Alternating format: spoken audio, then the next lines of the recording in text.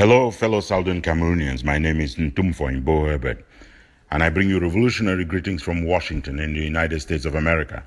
I'm coming to you on the second day of deliberations between our teachers and a delegation from the colonial government of La République du Cameroon. I'm coming to you also on the eve of deliberations beginning on Monday between our lawyers and that delegation from that government.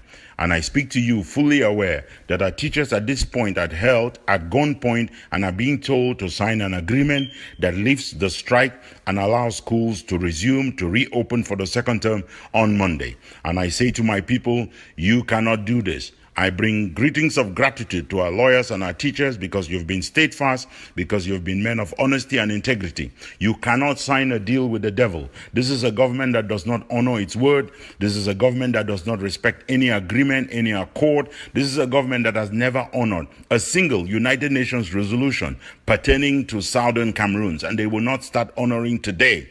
You will have nothing to safeguard any agreement that you sign with the government of La République du Cameroon. And so I urge you not to sign any agreement.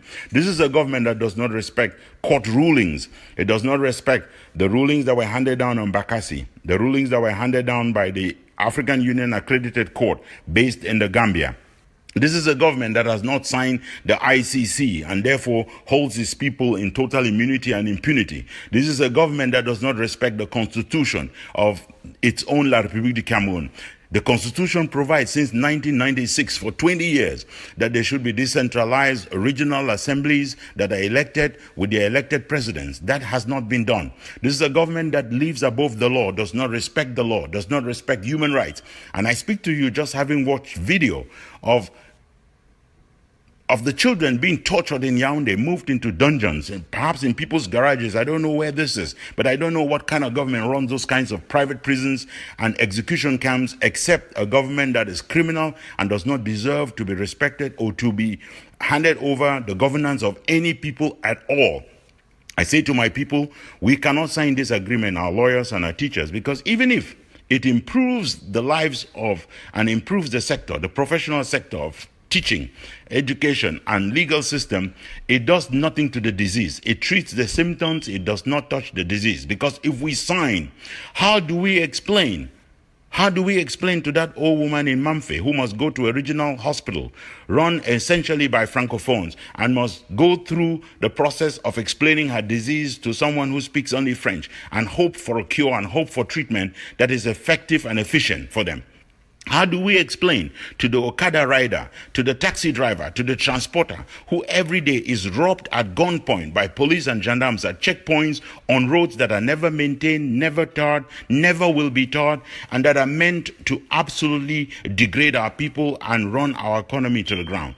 How are we going to explain to that child in Mancon who has to go to a vocational school and discovers that they have to go to school in French, they have to pass the French exam, the BEPC, the probatoire, and the back, the same system that the French themselves have rejected and that Mr. Biya, Francophone, has considered is not good enough for his own family. He has moved his own children to go through the Anglo-Saxon system in the United States of America. How do we explain, if we sign such an agreement, to someone who must go through a criminal investigation or a case that is being brought before the court and who must go to a judicial police, speak to the gendarmes or the police in English, and these people will translate the stuff into French? They are not even qualified translators.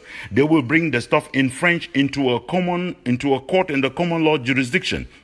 And our people are going to be expected to get justice from judges who are Francophones and who are asking you to make your case in French.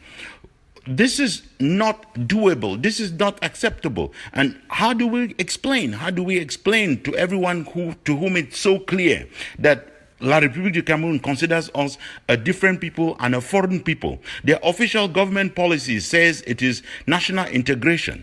Now, they are not integrating Francophones. The reason they have a national integration policy is because they want to integrate these foreigners and strangers called Southern Cameroonians. You can see it in the way they implement even the custom system. When you leave Bamenda, you have to stop at Upstation at Admatasm to go through customs because you're coming from a foreign country. When you leave Tico, you still have to stop at those custom checkpoints. You're coming from a foreign country. And so we cannot say that there is a solution that we can transfer that can be resolved tomorrow before the Assembly of La République du Cameroun, the Parliament of La République du Cameroun. Because if we say that we are going to the Parliament of La République du Cameroun, we are accepting that we are citizens of La République du Cameroun. And we are not citizens of La République du Cameroun. Our country got independence on the 21st of April 1961, before the General Assembly of the United Nations. We had voted on the 11th of February 1961, and on the 1st of October we had independence. Even if on the eve of that independence, La République du Cameroun marched into our territory, and when the British lowered the Union Jack at Tico Airport, they raised the flag of La République du Cameroun, and they occupied our land from that day. And ever since then, they have held you in bondage. The only reason they put you together for a negotiation during these few days is because they realize that you have escaped from the cage, and they are looking for a way to lure you back into the cage and to buy themselves a lock so strong you will never ever be able to break free.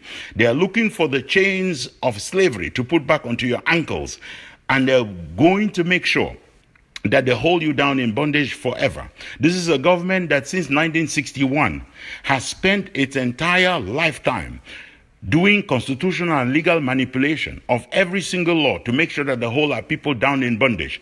This is not a government to which we can surrender our lives or surrender our freedoms. This is a government that we must resist. This is a government that we must fight against, that we must break so as to establish our own country in its governance, in its dignity, and we must return our people to that dignity. And we must remember that we are building on the sacrifice of more than 5 decades of liberation movements, of people, our heroes and martyrs, people who have died in prison, people who have lived their entire lives in exile, people who are still languishing in prison, people who have been disappeared, people whose blood has watered that tree of freedom to which we look, people who are now at this moment who have been raped and maimed and have been tortured in all kinds of ways, and their dignity has been denied.